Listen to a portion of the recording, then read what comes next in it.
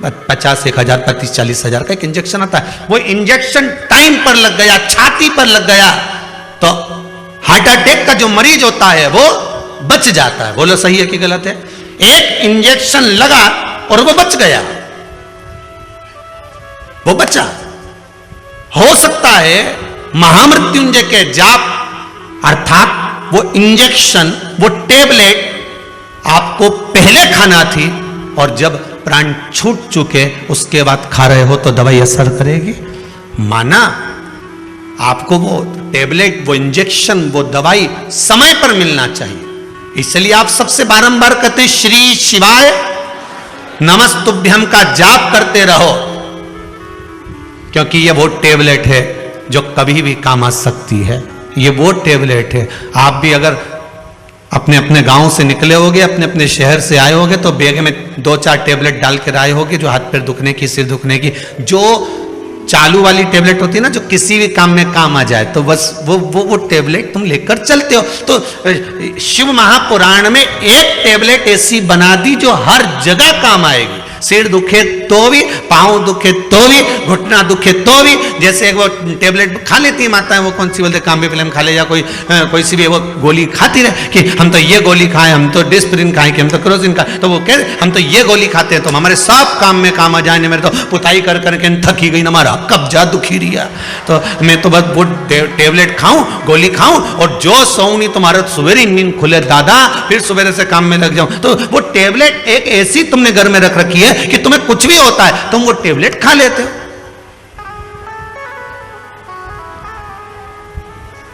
किसी किसी की बाम और विक्स की ऐसी आदत रहती है कि कुछ भी दुख है वो तो लगा ले, उसका दांत भी दुखिया नहीं बाम निकाले। किसी किसी की आदत रहे बस बाम लगा, जब तक बाम नहीं लगानी, विक्स नहीं लगानी, रात की नींद नहीं आए, जब तक कि आंख में से आंसू आंसू नहीं झड़क जाए। तो ये तो टेबलेट के ऊपर।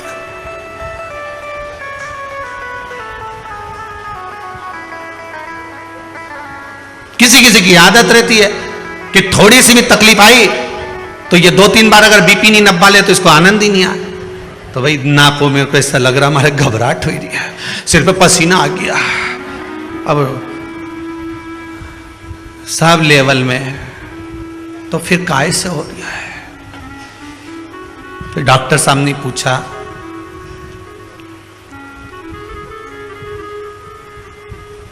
घबराहट किस चीज की हो रही है? पता नहीं, बस सिर पे पसीना आ रहा है। डॉक्टर बोले कुछ नहीं है, दिवाली का टाइम है, बहू करवा चौथ का बाजार करने गई होगी, इसलिए थोड़ा सा लेवल गड़बड़ हो रहा है। वाह, घर में धन का लेवल गड़बड़ हो और यहां तुम्हारा लेवल गड़बड़ हो रहा है। क्यों सोचना? एक टेबलेट ऐसी होती है जो कहीं पर भी काम आ जाती है।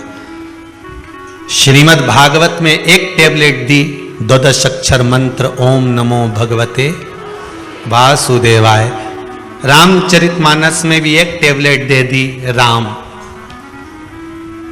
शिव महापुराण में एक टेबलेट दे दी, श्री शिवाय नमस्तुभ्यम। ये वो टेबलेट है जो हर जगह काम आ जाती है, हर जगह।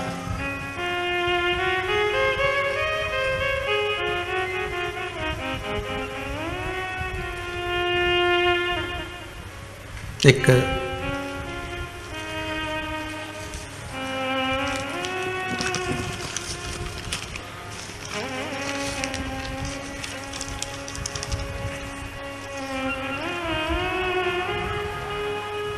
हैदराबाद से एक पत्र है, किसी ने भेजा। अच्छा, छब्बा छुब्बू के भेजा रे, हाथ का लिखा हुआ नहीं है हो। मैं विदित सांघी, 15 साल का हूं। मैं हैदराबाद तेलंगाना से हूं। मैंने पहली बार आपकी महापुराण पुरुषोत्तम मास में सुनी थी। मैं अपनी माँ से बहुत पहले से एकादशी करने की अनुमति मांग रहा था, पर माँ ने नहीं दी। पर आपके महापुराण सुनने के बाद मेरी माँ ने मुझे एकादशी करने की इजाजत दे दी। मेरे बर्थडे पर भी मेरी एकादशी का व्रत पड़ा तो मैंने व्रत रखा। पहले मेरा मन भगवान में बिल्कुल नहीं था। ये बच्चे ने लिखा है पत्र, यही रहेगा, आप बाद में भी पढ़ सकते हो। पर अब मेरा मन ऐसा हो गया है कि बिना भगवान के मेरा मन रहता नहीं है। कितने साल का बच्चा लिखा है इसमें? 15 साल का बच्चा लिखा है, हैदराबाद।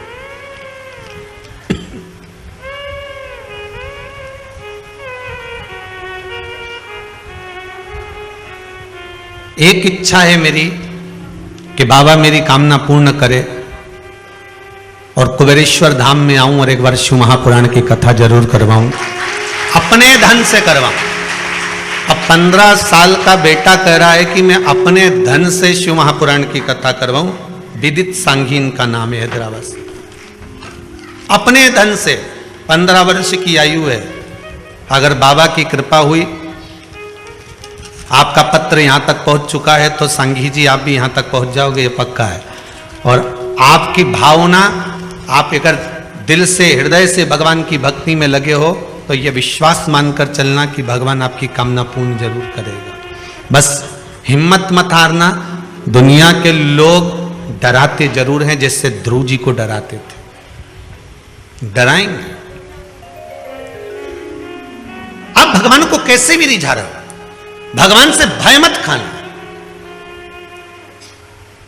अपने कर्म से भय खाना। फिर कहेंगे किसी से मत डरो पर अपने कर्म से जरूर डरो, क्योंकि कर्म का भोग तो परमात्मा को भी भोगना पड़ता है। आपको किसी से डरने की जरूरत नहीं है, कर्म से डरने की जरूरत है। संसार सागर में आए हो, किसी धर्म की जगह पर जाना, मंदिर जाना, देवालय जाना, सत्संग में जाना, संकीर्तन में जाना, भजन में जाना, कथा में जाना, कीर्तन में जाना, पूजन में जाना, स्मरण में जाना, तीर्थ जाना, सारी दुनिया में पाप कर्म कर लोगे चल जाएगा, पर कहीं धर्म की जगह पर पाप कर्म मत करके आना, नहीं तो जिंदगी पूरी नरक में निकल जाएगी।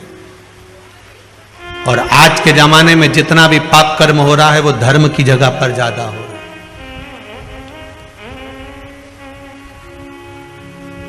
लोग जाते हैं गंगा नहाने के लिए, पुण्य कमाने के लिए, और कई लोग वहां पर बैठे रहते हैं तुम्हारा पर्स चुराने के लिए।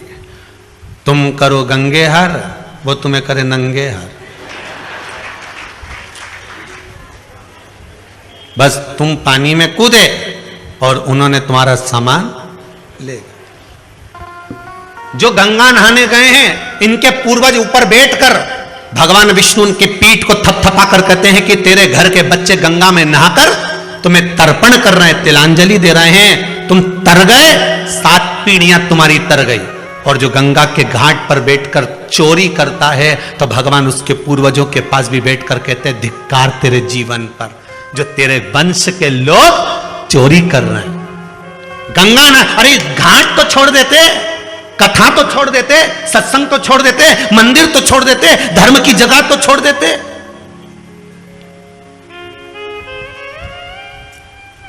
पुण्य की जगह तो छोड़ दो, पर नहीं। करो, तुम्हें भगवान ने अगर पाप कर्म करने के लिए बनाया है तो करो, पर निवेदन है कि धर्म की जगह पर, तीर्थ में, पूजन में, मंदिर में, देवालय में, स्मरण में, संकीर्तन में कहीं ऐसा कर्म ना हो जाए।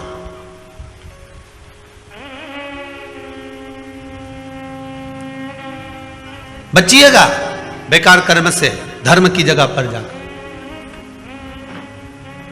उस कर्म का भोग बड़ा विचित्र भोगना पड़ता। सुनीति और सुरुचि दोनों प्रबल हैं।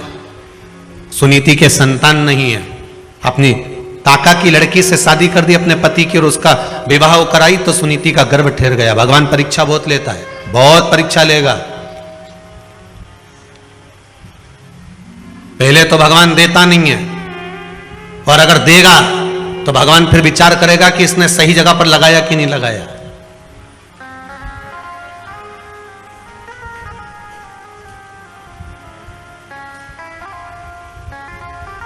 पहले तो देता नहीं है, और देता है तो ये विचार करता है कि ये सही जगह लगा रहा है, सत्कर्म कर रहा है, भजन कर रहा है, कीर्तन कर रहा है, नाम स्मरण कर रहा है, नाम जाप कर रहा है कि नहीं कर रहा। वो चित्त वृत्ति को लगाने का प्रयास करे।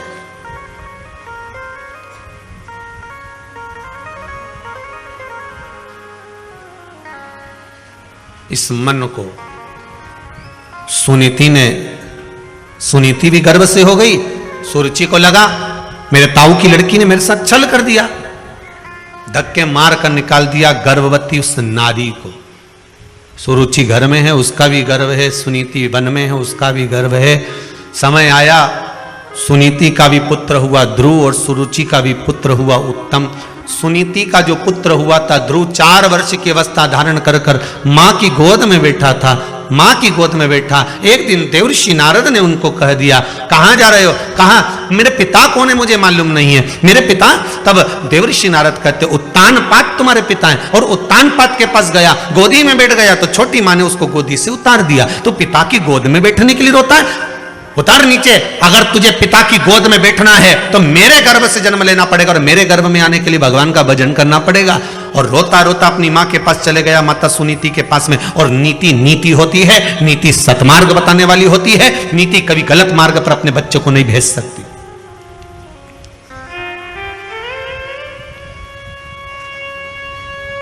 अगर आज के समय में आपके बच्चे गलत मार्ग पर चल रहे हैं तो उसमें पड़ोसी का कोई दोष नहीं है, दोष तुम्हारा है।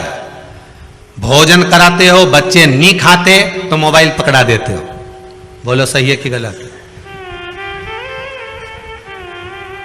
खाना नहीं खा रहे, दोच के खवा रहे।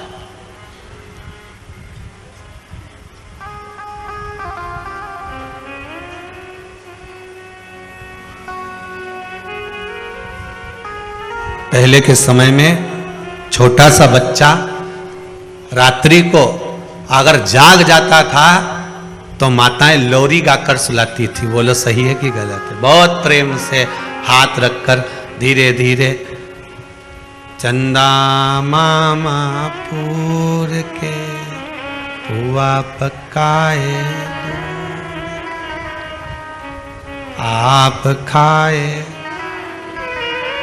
मुन्ना को देवे और प्याली गई मुन्ना गया। कहते कितने प्रेम से खिलाते थे, सुलाते थे। बच्चा रात को जग जाता, मां उसको स्नेह से सुलाती थी। आज के जमाने में बच्चा जग जाए आधी रात को तब देखो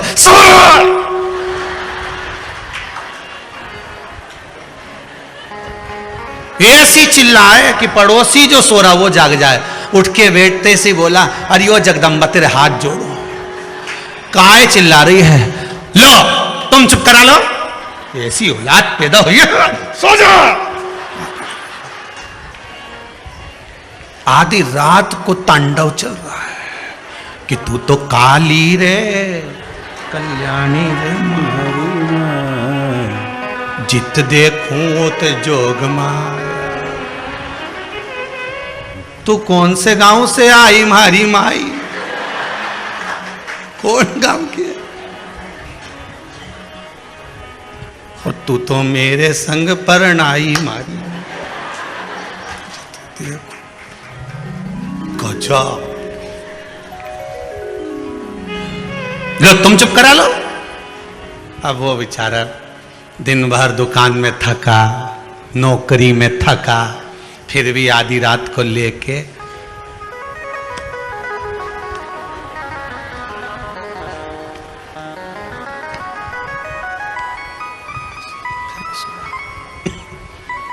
मां को दया आ गई। कौन सी मां को?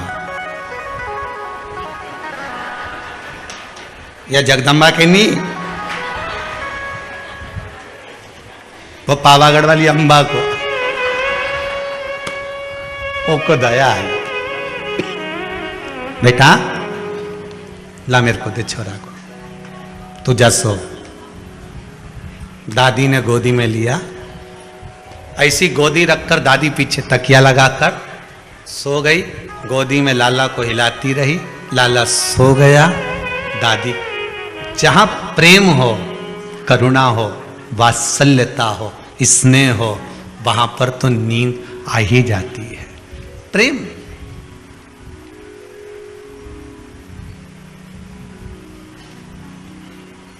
कथा में क्यों नींद आती है? किटी पार्टी में तो आई नहीं, ना शॉपिंग मॉल में आई, पर कथा में आई। कारण क्या है? बच्चा सारे मोहल्ले में खेलता है, पर बच्चा जब मोहल्ले में खेलने के बाद अपनी माता की गोद में आकर बैठता है, मां उस पर हाथ रखती है और बच्चे की आंख में नींद आ जाती है। तो पड़ोसी के यहां बच्चे को नींद क्यों ना आई? उसके यहां गया था खेलने, वहां क्यों नहीं सोया? वहां गया था, वहां क्यों नहीं सोया? क्योंकि माता की गोद एक ऐसी गोद होती है जहां बच्चे को नींद आ जाती है। शिव महापुराण, भागवत कथा, राम कथा, गीता, ये जितने पुराण, जितने शास्त्र, जितने वेद हैं, ये मेरे परमात्मा की गोद है जिसमें बैठते से नेत्र बंद हो जाते हैं। ये मेरे परमात्मा की गोद है जिसमें बैठे और निंद्रा समाहित हो जाती है, नींद आ ही जाती है। होता है।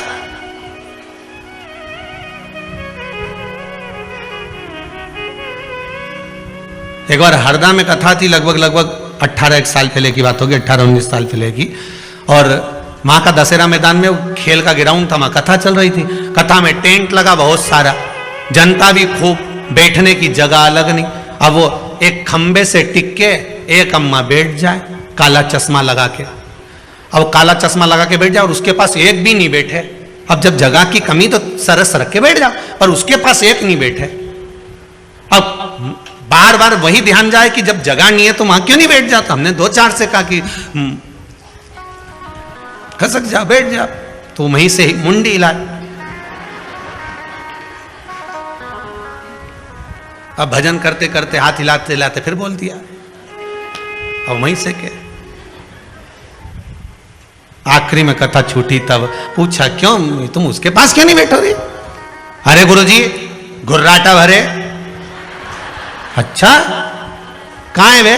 तो क्या वो आ रही, अभी तुलसी लेने आएगी, बेलपत्र लेने आएगी। वो आई और आई तो हमने पूछा, क्यों मां तू कथा में सोए, घरे नहीं सोते में ना, यहां सो जाती है? कि गुरुजी मां तो नर्मदा मैया के 4 नरियल चढ़ाऊं, ऐसे ही 2 बजे से 5 बजे तक कथा हमारी हरदा में होती रहे, वो बहू से पीछा छूटा रहे और यहीं सोती रहो। घरे जाओ तो उनका छोरा छोरी प्राण खाए, कम से कम 2 बजे से 5 बजे तक। अच्छा चश्मे में आंख दिखती भी नहीं कि सो रही। अपन तो सोचे कि ऑपरेशन कराया होगा आंख का, अब अपने कहीं मालूम कि ये सो रही, अपने कौन सा मालूम कि ये ऑपरेशन कराई नहीं है तो ये ऐसे ही लगा के आई। अब महाराज सुनीति सुनीति है, सुरुचि सुरुचि है, भाव की निर्मलता होगी तो भजन का जो सुख है वो अपने आप प्राप्त हो जाता। मैं पिता की गोद में बैठा था, धक्के मार कर निकाल दिया मुझको। मां कहती है अगर पिता की गोद में बैठने के लिए रो रहा है, रोना है तो परमात्मा की गोद में बैठने के लिए रो, जिसकी गोद से कोई नीचे नहीं उतरता। मां कहां मिलेगा वो? सर्वस्व, हर जगह। ब्रह्मदेव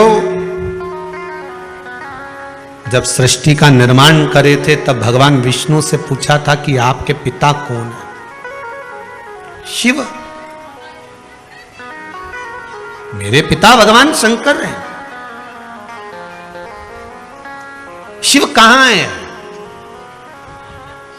शंकर कहां है?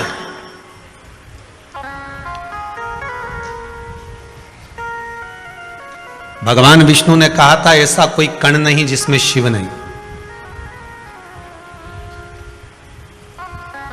अपने गले की हसली का हीरा भगवान ने चमकाया, उस हीरे की रोशनी जो सूर्य में से निकलकर सामने दीवार पर जा रही थी, उसमें जो एक रेख बन रही थी, उस रेख में जितने कण दिख रहे थे, कभी आप भी प्रैक्टिकल करना, बच्चे लोग कांच चमकाते हैं, उस कांच को दीवार पर लगा दो और वो जो रोशनी जा रही है उसके बीच में आप देखेंगे बहुत बारीक बारीक कण दिखेंगे। बहुत बारीक बात। गले के हीरे का जो प्रकाश था, उस प्रकाश की जो रोशनी थी, उस रोशनी के बीच का जो क्रम था, उसमें जो कण कण दिख रहे थे, इतने कण। आप भी प्रैक्टिकल करके देखना, तुम्हारे यहां भी धूप आती होगी, छांव आती होगी, तो धूप में कांच रख दो, कांच का उजाला तुम्हारे घर में करो, उसमें जो रोशनी के बीच की जो जगह होगी, उस जगह से उस जगह के बीच में जो प्रकाश जा रहा होगा, उसमें बारीक बारीक ढेर कण हो। भगवान ब्रह्मदेव से कहते हैं यही कण, हर चप्पे चप्पे में, कण कण में शिव तो है, सब में। तेरी कृपा बिना न हिले एक भी अणु, लेते हैं श्वास तेरी कृपा से तनु तनु। हे गंगाधार मुक्ति द्वार ओमकार तू, आयो शरण तिहारी बोले तार तार तू। कण कण में, सब में वही समाया, ऐसा कोई स्थान ही नहीं बचा जहां शिव तत्व ना हो, ऐसा कोई स्थान।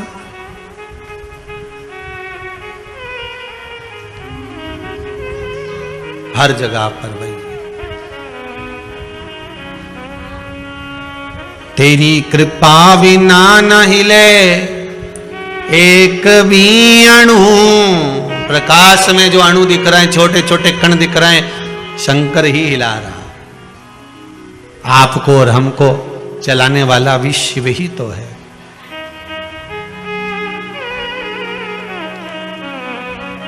शंकर ही तो है। बस इन नयनों में कोई ऐसा चश्मा एक चढ़ जाए ना एक बार, जिससे कुछ नजर नहीं आए, केवल शंकर नजर आए, केवल शिव, उसके सिवाय कुछ भी नहीं, केवल शंकर नजर आए और कुछ चाहिए ही नहीं। और जब हर जगह पर, हर स्थान पर शिव नजर आने लगेगा, तो यह पक्का है कि अब तुम्हारी दृष्टि कोई साधारण नहीं रही है। ध्रुव जी महाराज ने अपनी माता से पूछकर भगवान का तप करा तो ऐसा तप करा कि मैं मंत्र किसका जपूं। पहले तो नारद जी महाराज विचार में पड़ गए कि इसको गुरु मंत्र कैसा दिया जाए, मंत्र भी बड़ा प्रबल होना चाहिए। फिर निवेदन करूंगा, इस व्यास गादी से हाथ जोड़कर निवेदन करेंगे, पानी पियो छान और गुरु करो जान। 50 बार विचार करना, तब जाकर गुरु करना। हंसी खेल में गुरु मत कर लेना कि एक जनी ने वो गुरु करा ने बहुत अच्छा है, ने जोरदार है, ने तुम तो बस कपड़ा की दुकान जैसी मत चली जाना कि कपड़ा जोरदार है। हो, अगर कपड़ा जोरदार है तो पानी में भिगो के देख लो। कपड़े वाले से कहना 2 मीटर कपड़ा दे, पहले पानी में भिगो के देखूंगी, उसकी बात करूंगी। नहीं तो कहीं कहीं का कपड़ा तो अच्छा दिखे, कपड़ा कौन सा बुरा। जरा जाओ तो सही, बाजार में साड़ी लेने जाओ, एक से बढ़कर एक मिल जाए। आज के जमाने में 200 रुपया में ऐसी जोरदार ने पटली लगा कर टांग दी, 200 की सेल।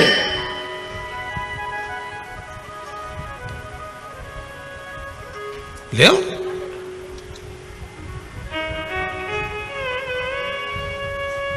मिलेगी बहुत। अभी दिवाली आ गई है, ठेलों पर ऐसे प्रेस करे हुए, पन्नी में भरे हुए, कागज लगा हुआ, बढ़िया 60, 70, 80, 100 रुपया में शर्ट मिलेगा। ने एक बार शर्ट लेके गया ने पानी में डुबकी ने गई। अब के बताओ, हम तो लाए थे। तो फिर घर के लोगों ने समझाया कोई बात नहीं, 60 रुपया की तो थी, एक बार तो पहन ली। नहीं पहन तो ली, पर वो सवेरे पहनी ने शाम के तो चल रही गई, वो तो दिखे। पर फिर भी कोई बात नहीं, अपन ने ली ना, अपन पहन ली ना, बस वो। ऐसा गुरु नहीं चाहिए कि तुम्हारा धन देखकर, नारियल देखकर, पैसा देखकर बस गुरु मंत्र ले लिया। नहीं नहीं नहीं नहीं, पानी पियो छान गुरु करो जान।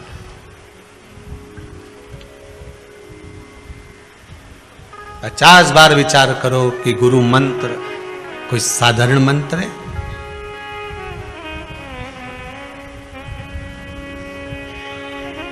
कोई साधारण? ऐसी रंगोरे गुरुदेव चुनर मेरी, ऐसी रंगो गुरुदेव। अरे राम लक्ष्मण भरत शत्रुघ्न हनुमत मेरी चुनर में, सरयू जैसी लहरा पाड़े ऐसी रंगोरे गुरुदेव चुनर मेरी, ऐसी रंगो गुरुदेव चुनर मेरी, ऐसी रंगो गुरुदेव।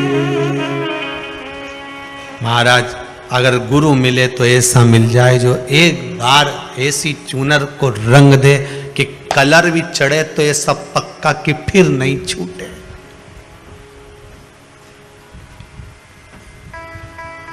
धोविया चाहे सारी उमरिया दो।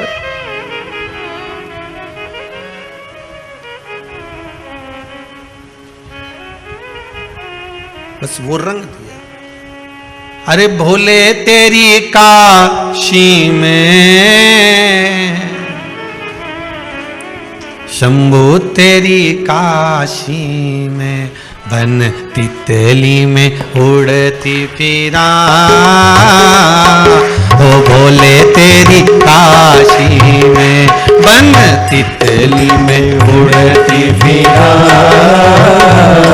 ओ भोले तेरी काशी में, बन तितली में उड़ती फिरा। ओ भोले तेरी काशी में, बन तितली में उड़ती फिरा। ओ भोले तेरी काशी में, ओ भोले तेरी काशी में, ओ शंभो तेरी काशी में। ओ भोले तेरी काशी में, ओ शंभो तेरी काशी में।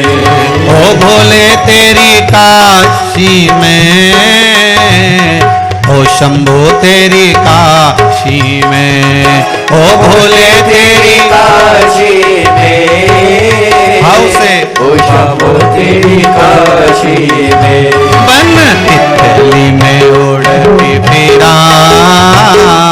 ओ भोले तेरी काशी में, बन तितली में उड़ती फिरा। ओ भोले तेरी काशी में, हो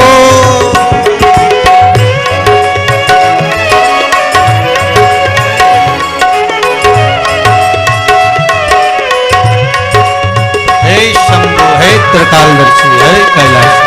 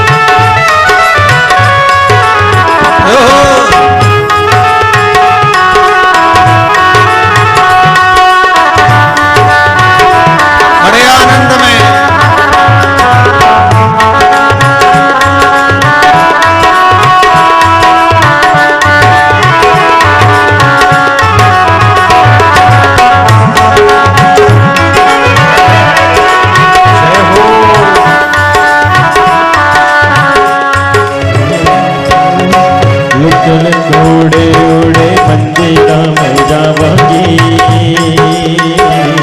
मैं मंदिरा में जावांगी, मैं मंदिरा में जावांगी। बचती बचाती में दर्शन पावांगी, हमेशा में जावांगी, मैं हमेशा में जावांगी।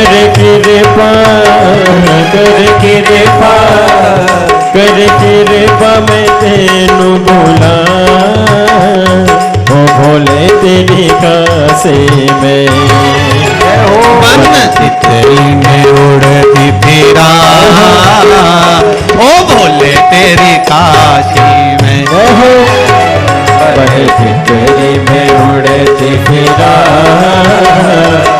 भोले तेरी काशी में ओ भोले तेरी काशी में ओ शंभो तेरी काशी में ओ भोले तेरी काशी में ओ शंभो तेरी काशी में ओ भोले तेरी काशी में ओ शंभो तेरी काशी में ओ भोले तेरी काशी में भाव से ओ शंभो तेरी काशी में बन तितली में उड़ती फिरा ओ भोले तेरी काशी में बन तितली में उड़ते फिरा ओ भोले तेरी काशी में जय हो।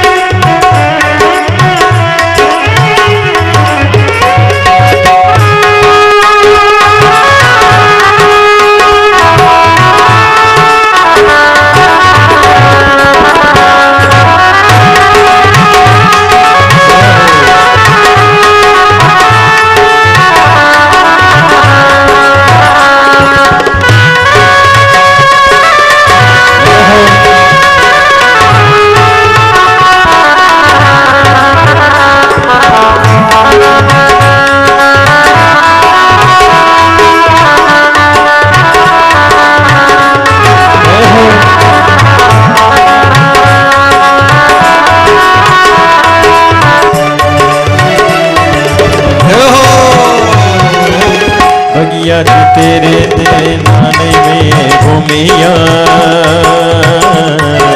तेरे नाल घूमिया मैं तेरे नाल घूमिया जित जित रखे पगे वही रज चुमिया वही रज चुमिया वही रज चुमिया बनसाया बनसाया बनसाया में मस्त फिरा ओ भोले तेरी काशी में बन तितली में उड़ती फिरा ओ भोले तेरी काशी में बन तितली में उड़ती फिरा ओ भोले तेरी काशी में बन तितली में उड़ती फिरा ओ भोले तेरी काशी में ओ भोले तेरी काशी में ओ भोले तेरी काशी में ओ भोले तेरी काशी में हर हर महादेव है। भगवान शिव की कथा कहती है ओगरदानी त्रिकालदर्शी कैलाशी शिव का चरित्र कहता है।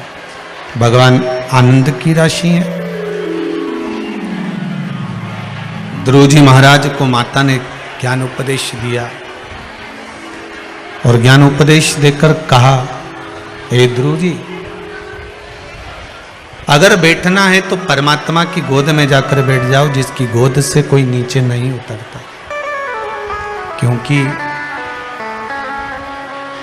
अगर संसार के लोगों की गोद में जाकर बैठोगे तो नीचे उतर जाना पड़ेगा। पर परमात्मा की गोद एक ऐसी गोद होती है जिसके गोद में जाकर अगर मनुष्य एक बार बैठ गया तो फिर जीवन भर नहीं उतरना,